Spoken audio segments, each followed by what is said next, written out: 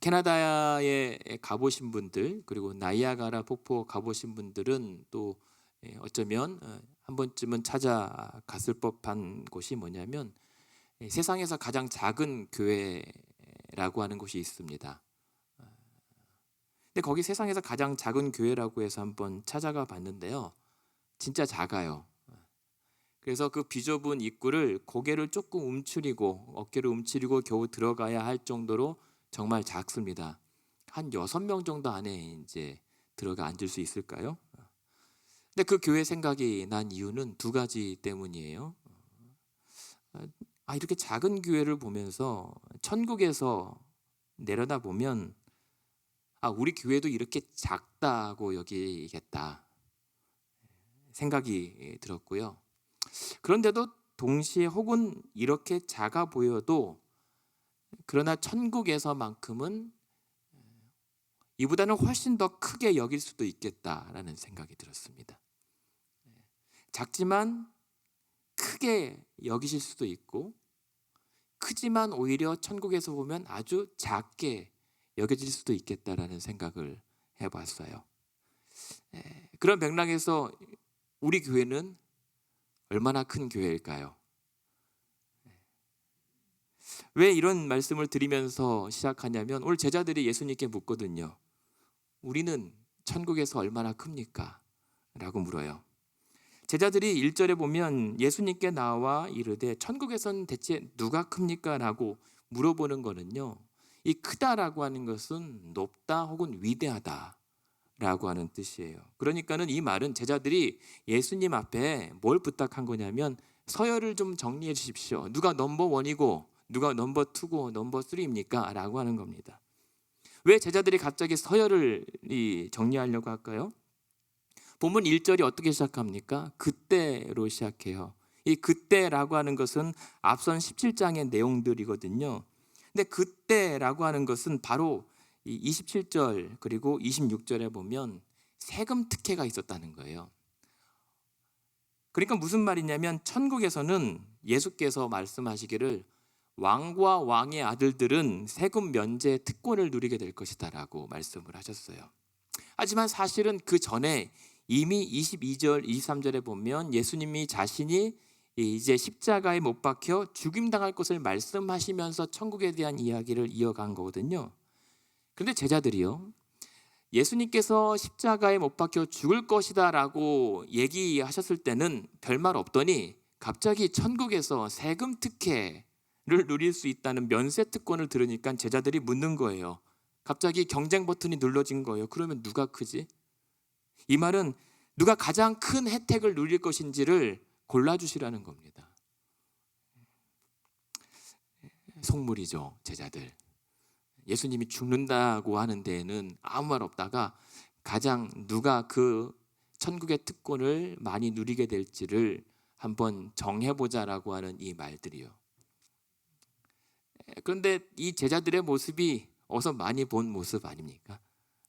그러니까 팬인가 제자인가라고 하는 이 저자가 얘기했던 것처럼 많은 성도들, 이 제자들을 포함해서 많은 성도들은 다들 십자가의 책임에 대해서는, 그리고 십자가의 고난에 대해서는 외면하고 다들 십자가의 혜택만 누리려고 한다라고 하는 지적이 사실은 이 제자들을 두고 말하는 것 같아요. 그런데 궁금합니다. 지금 오늘 한 번이 아니거든요. 제자들은 예수님이 죽기 전까지 계속 누가 크냐, 누가 넘버 원이고 넘버 투냐라고 싸운단 말이에요. 성찬식까지도. 왜 제자들은 예수님을 그렇게 따라다니는 내내 누가 큽니까 궁금해했고, 왜 그 때문에 계속 다퉜을까? 대체 그게 뭐길래 생각을 해봅니다. 근데 왜 이들이 그렇게 누가 더 높은가에 대해서 집착했는가를 생각해 봤을 때 그 이유를 요한 크리소스톰이라고 하는 분의 견해를 조금 빌어보려고 해요. 무슨 말이냐면, 어쩌면 이들은 자신들의 존재 증명을 하나님이 아닌 다른 어떤 것으로 증명하고자 했기 때문은 아닐까? 사람에게 보이려고 자신들이 예수를 따라다니는 것의 어떠한 존재 증명을 사람들에게 인정받으려고 했던 것은 아닌가. 만약에 그랬다면 이 요한 크리소스톰이라고 하는 사람은 그러한 욕구를 헛된 영광이라고 얘기를 하거든요.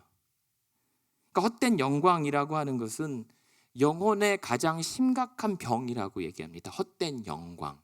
헛된 영광은 무엇입니까? 비어있다, 내용 없는 텅 빈 어리석은 영광을 추구하기 때문이다라고 얘기하는 거죠. 무슨 말입니까? 내가 신앙생활을 잘하는지, 혹은 내가 얼마나 사람들에게 존경받는지, 그러니까 내 신앙의 척도를 좀 누군가 나를 좀 알아줬으면 하는 그런 바람에서 만족하는 거예요. 누군가 나를 좀 알아줬으면 하는 것을 허영이라고 하죠. 그리고 이러한 것들은 허영에서 비롯되고 교만함으로 나타납니다. 그런데요, 내가 얼마만큼 큰가, 이것을 측정하려고 하는 이러한 허영심은 이 분의 표현을 조금 빌어본다면 머리 많이 달린 괴물이라고 묘사해요. 머리 많이 달린 괴물. 왜냐하면 이런 누군가 나를 알아줬으면, 하나님이 아닌 내가 얼마나 신앙생활을 잘하는지를 인정받기 위해서 권력 혹은 재물 혹은 명예 혹은 사치스러운 신앙의 행태로 노출이 되는데, 더 무서운 것은 여러 가지 이러한 죄스러운 욕망들이 무엇으로 마스크를 쓰게 되냐면 구제, 금식, 기도 혹은 말씀, 훈련이나 가르침 정도, 그러니까 선행의 마스크를 쓸 때도 있기 때문에 이게 그런 듯 아닌 듯 분간하기 힘들다라고 하는 겁니다. 사실은 나의 죄된 욕망이 어떤 선한 신앙생활로 둔갑하여 그것이 표현되기 때문에 이 제자들도 감히 예수님의 제자들인데 자신들이 그 예수님의 제자라고 하는 그 허울로 자신들이 얼마만큼 사람들 앞에 높임받을 것인가, 얼마만큼 큰 이익을 누리게 될 것인가를 욕망을 표출시켰다는 거예요. 하지만 예수님도 이 제자들과 비롯해서 70인의 전도단을 떠나보내고 왔을 때 제자들이 이렇게 기뻐합니다. 예수님, 정말 예수님께서 가르쳐 주신 대로 주의 이름으로 귀신들이 떠나가더이다. 하늘에서 사단의 권세가 마구 떨어지는 것을 목격했나이다 라고 하면서 흥분하고 기뻐하거든요. 대단하잖아요. 신앙생활하면서 많은 능력과 기적이 일어나요. 사단 권세가 벌벌 떨어요. 막 항복해요. 기뻐할 일이잖아요. 우리는 그것을 기뻐하는 것이 어쩌면 당연해 보입니다. 그럼에도 불구하고 예수님이 그때 뭐라고 말씀하시냐면 누가복음 10장입니다. 너희가 귀신이 항복하는 것으로 기뻐하지 말고 너희 이름이 하늘에 기록된 것으로 기뻐하라. 그 말씀하세요. 무슨 말씀입니까? 너희가 신앙생활에서 얻어지고 경험되는 기적, 능력 좋다. 사단 권세 굴복당하는 것 좋다. 하지만 그것으로 일어나는 현상과 결과에 그것으로 기뻐할 것이 아니라 그것보다 더 근원적인 우리의 기쁨은 너희의 이름이 하늘에 기록되어 있는 이 자체로도 충분히 기뻐할 수 있어야 된다라고 하는 거죠. 누가 나를 알아주지 않아도, 누가 큰지 누가 더 높은지 인정해주지 않아도 이미 예수의 사람들로 하늘에 내 이름이 기록되어 있다는 것만으로도 충분하다.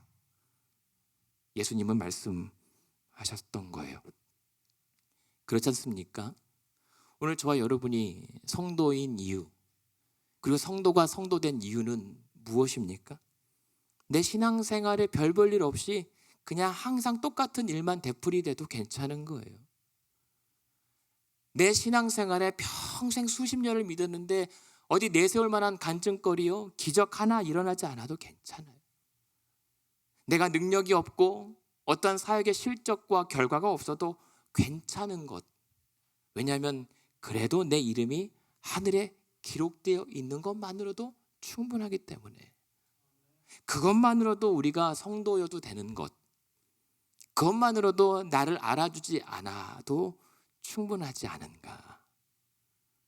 예수님께서 그것으로 충분히 기뻐할 수 있었으면 좋겠다고 말씀합니다. 그렇잖아요. 제가 감히 여러분 앞에서 인생 별일 없다라고 말씀드리면 결례이고 건방진 얘기겠지만 그렇잖아요. 여지껏 다 살아왔는데 돌아보니 대단한 줄 알았는데 별거 없잖아요. 그리고 앞으로도 살아갈 일이 창창한데 그래도 앞으로 살아갈 일도 보니까 그렇게 뭐 별 볼 일 없을 것 같아요. 그게 우리 인생 아닙니까? 그렇게 이 땅에서 하나님 앞에 마음껏 쓰임 받다가 나중에 하늘에 내 이름 찾아서 돌아가면 그만인 것이 우리의 신앙생활 아닌가. 그냥 하나님께서 예수님께서 내 이름 불러주시면서 알아주시는 것으로 충분한 게 아닐까 생각을 합니다.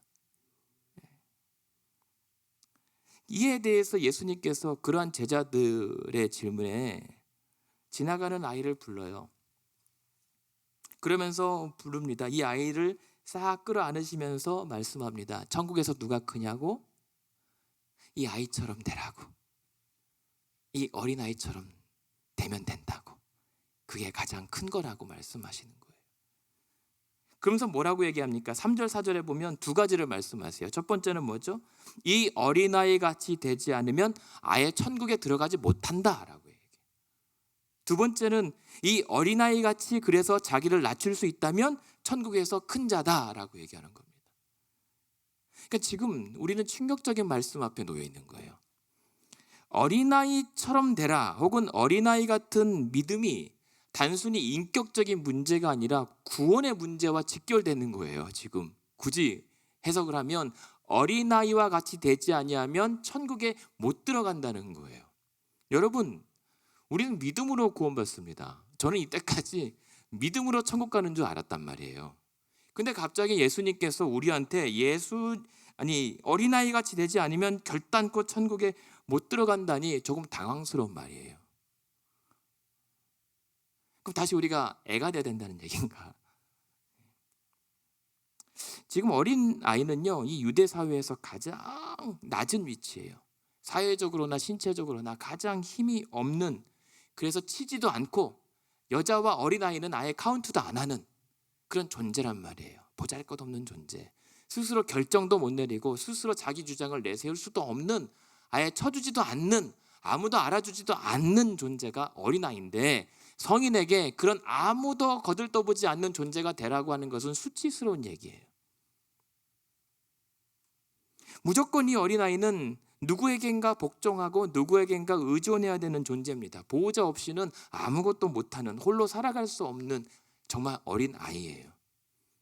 다 큰 어른이고 정말 스스로 지금 많은 것을 이루어가는 유대 사회, 부자가 천국에 맨 앞장서서 들어갈 수 있다라고 믿는 이 시대 사람들에게 너희가 이 어린아이처럼 되라고 하는 것은 모욕을 주는 것과 같은 말입니다. 그런데 예수님께서 왜 제자들에게 이 말씀을 하실까요? 성도들이야말로 그렇게 세상 앞에서 아무런 존재가 되지 못해도, 아니 하나님 앞에서만큼은 그런 어린아이처럼 되지 않으면 안 된다는 거예요. 하나님 앞에서 이렇게 어린아이처럼 낮아지지 않으면 천국에 못 간다는 말, 무슨 말일까요? 하나님 없이는 도무지 살 수 없습니다라고 하는 믿음을 소유한 자만이 천국에 갈 수 있다는 거예요. 무슨 말씀입니까? 하나님 앞에 그렇게 절대적으로 의존하거나 복종하지 못한 자들은 뭐예요? 난 하나님 없이도 충분히 살아갈 수 있다라고 믿는 자이기 때문에, 내가 예수를 믿으면 천국에 간다고 철석같이 믿고는, 아니 알고는 있지만 예수 없이는 도무지 살지 못합니다 라고 하는 믿음의 수준까지는 못 간 거예요. 귀신도 아는 사실을 우리도 알고 있는 것뿐입니다. 그래서 절대적으로 하나님 없이는 안 됩니다라고 그렇게 어린아이처럼 매달리지 않으면 그 믿음은 어쩌면 구원에 이르지 못하는 믿음일 수도 있다는 말이에요. 그래서 우리가 구원에 이르는 믿으면 천국 가. 뭐 예수가 있어야 천국 가. 이거는 세상 사람도 다 아는 지식이란 말입니다. 근데 우리는 지식으로 못 가요. 믿음으로만 갑니다. 근데 그 믿음은 정말 도무지 주님 아니면 안 됩니다. 그래서 구원에 이르는 믿음이라고 하는 것은 우리가 큰 믿음, 작은 믿음 없어요. 구원에 이르는 믿음은 큰 믿음, 작은 믿음이 아니라 all or nothing이에요. 전부이거나 아예 없거나예요. 믿음이 있으면 천국 가고요. 믿음이 없으면 못 가는 거예요. 그러니까 지금 어린아이처럼 그렇게 하나님 아니면 안 됩니다, 예수가 아니면 안 됩니다라고 하는 그 모든 것을 내걸고 의지하는 이 성도가 천국에 간다면, 그런 자들만 천국에 간다면, 천국에 가는 사람은 다 어떻죠? 다 어린아이와 같은 겸손한 자들인 거예요. 그래서 다 천국에 간 자들은 어린아이처럼 그렇게 겸손하기 때문에 예수님 말처럼 그 천국에서 스스로 가장 낮춰질 수 있는 자가 가장 큰 자면, 그 어린아이들처럼 같은 그러한 성도들만 모인 곳은 다 큰 자들인 거죠. 그런 어린아이의 롤 모델이 누구예요? 예수님인 겁니다. 예수님처럼 죽기까지 하나님 아버지를 믿고 따르는 것, 그것이 어린아이와 같은 믿음이었던 거죠. 그리고 오늘 말씀의 5절에 뭐라고 얘기합니까? 그래서 그런 어린아이 하나를 영접하는 것이 예수님을 영접하는 것이라고 얘기합니다. 여러분, 우리 신앙생활 잘하고 싶고 예수님을 잘 믿고 싶잖아요.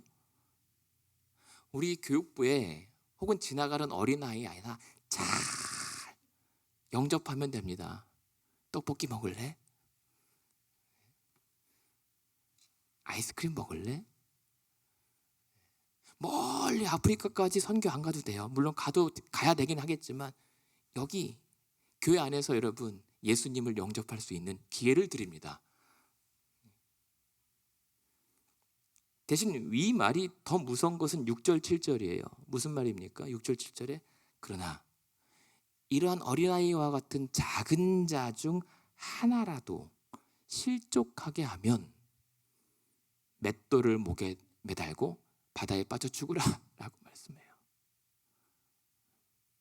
차라리 멀쩡한 두 팔 두 눈 가지고 지옥 가느니 그 실족해 하는 눈과 발, 손, 발을 잘라내고 그냥 한 발로 천국 가는 게 낫지 않겠느냐, 이 말이에요. 무슨 말입니까? 이 작은 어린아이를 포함해서 어린아이처럼 작은 자의 영혼 하나라도 실족해 하는 사람은 천국이 아니라 지옥 갈 각오하라고 경고하는 거예요. 무서운 말이죠. 이런 맥락에서 작은 자 하나라도 그래서 귀 여기라고 하는 맥락에서 어떤 말씀이 나오는 거예요? 오늘 본문은 아니지만 18장 12절에 보면 잃어버린 양 한 마리를 찾아 헤매는 심경으로 작은 영혼을 섬길 수 있어야 된다라고 말씀하는 거예요.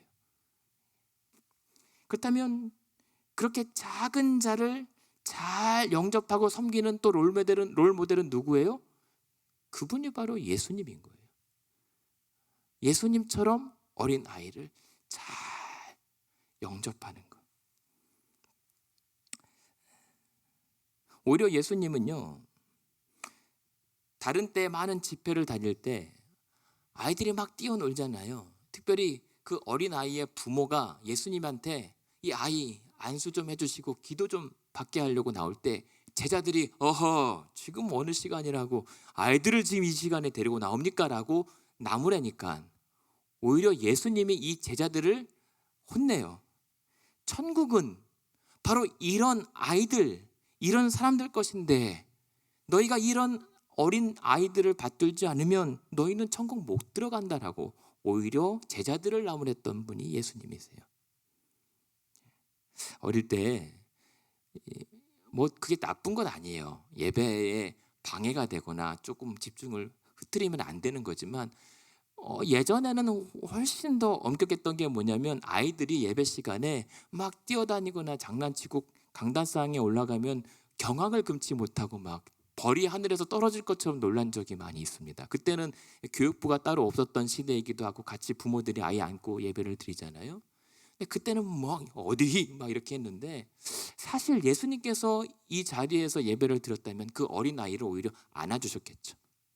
그러면서 이런 어린아이를 받들지 않으면 우리가 예배 100만 번 드려도 천국 못 갑니다라고 했겠죠.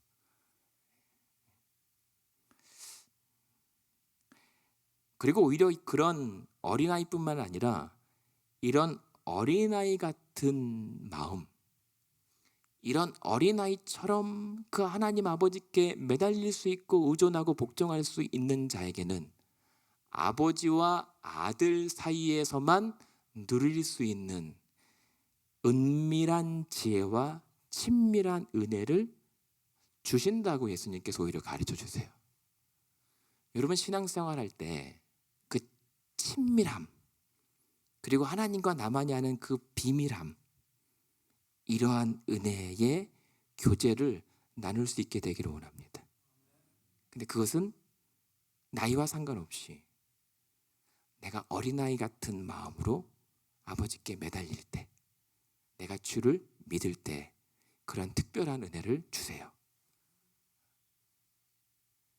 그런 은혜를 겪지 않으면 평생 우리 신앙생활이 퍽퍽합니다.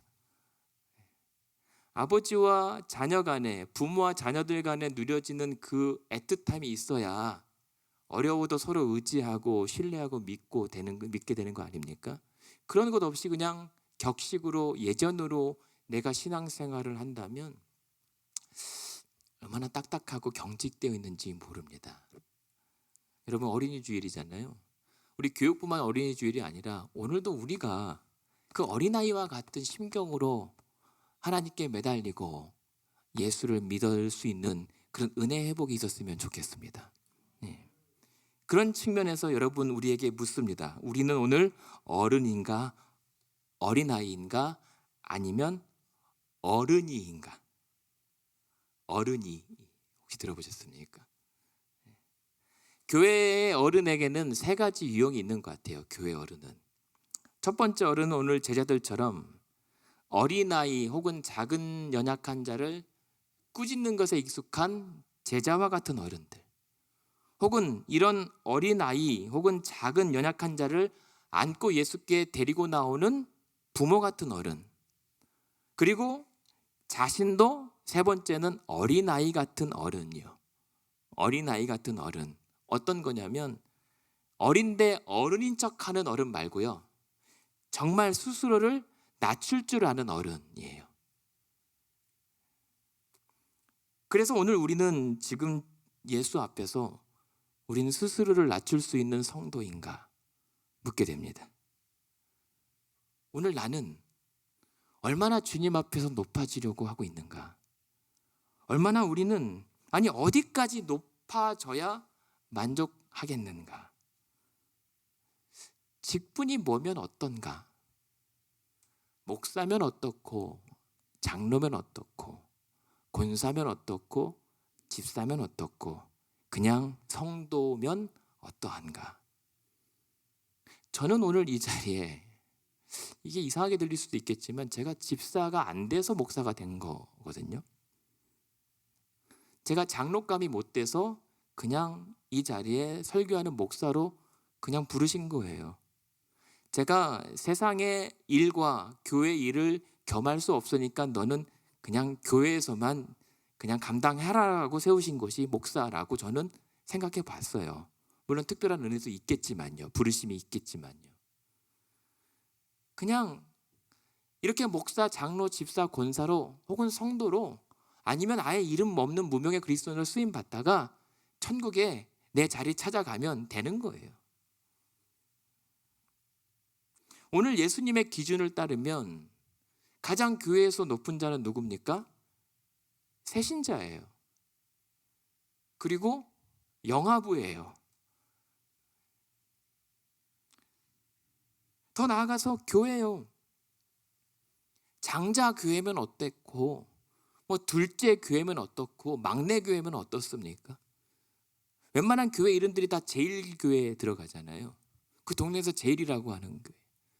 뭐 제일이 아니면 어때요?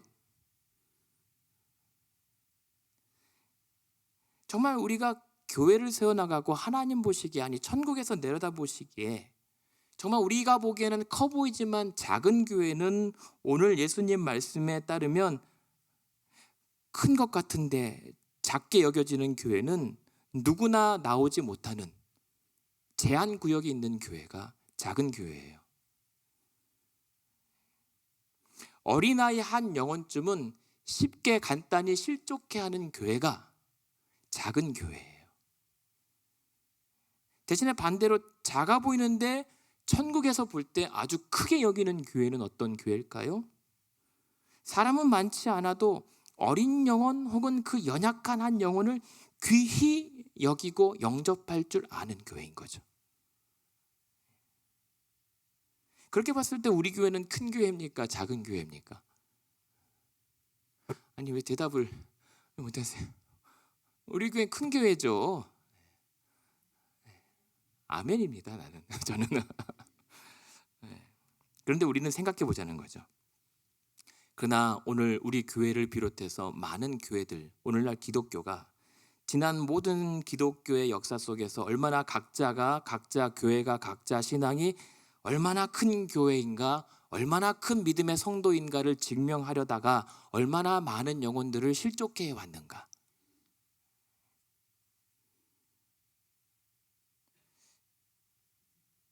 둘러보면요, 주변을 둘러보면 여러분도 잘 경험하실 거예요.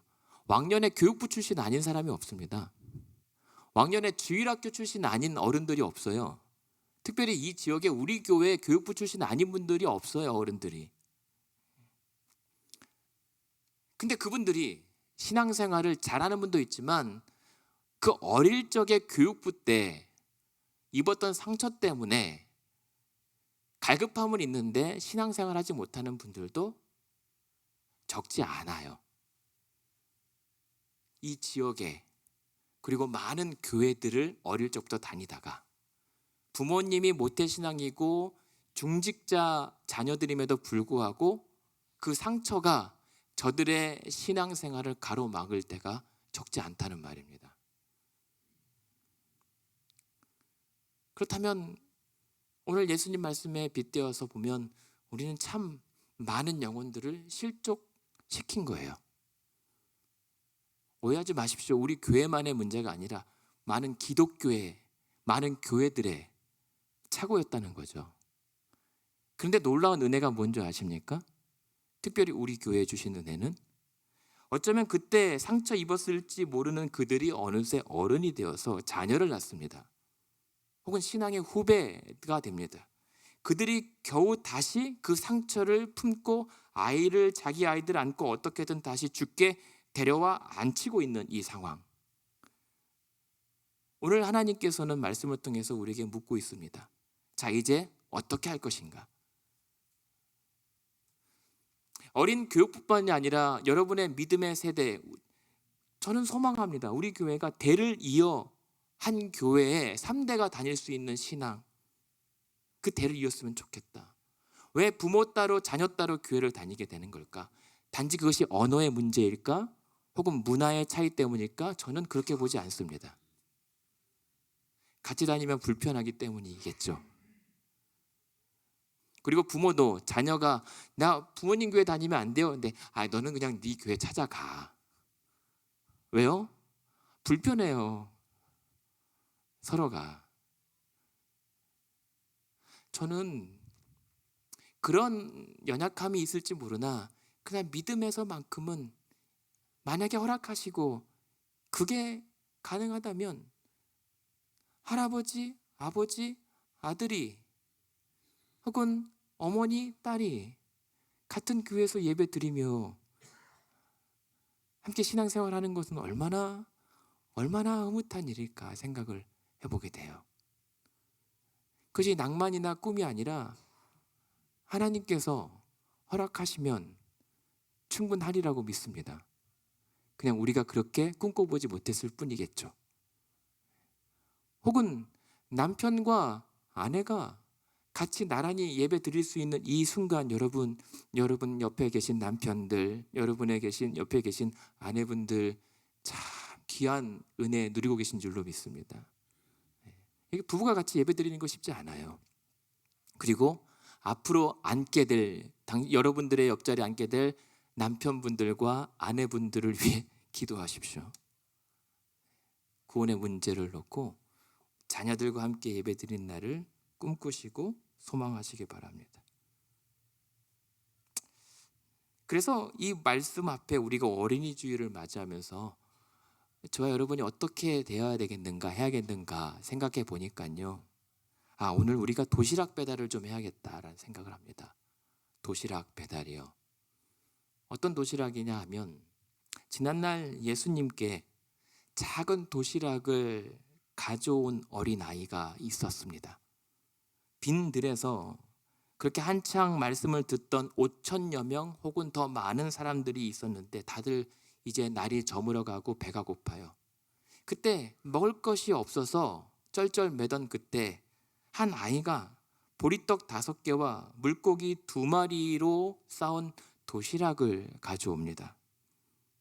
근데 이 어린아이는 어린 노예로 보기도 해요.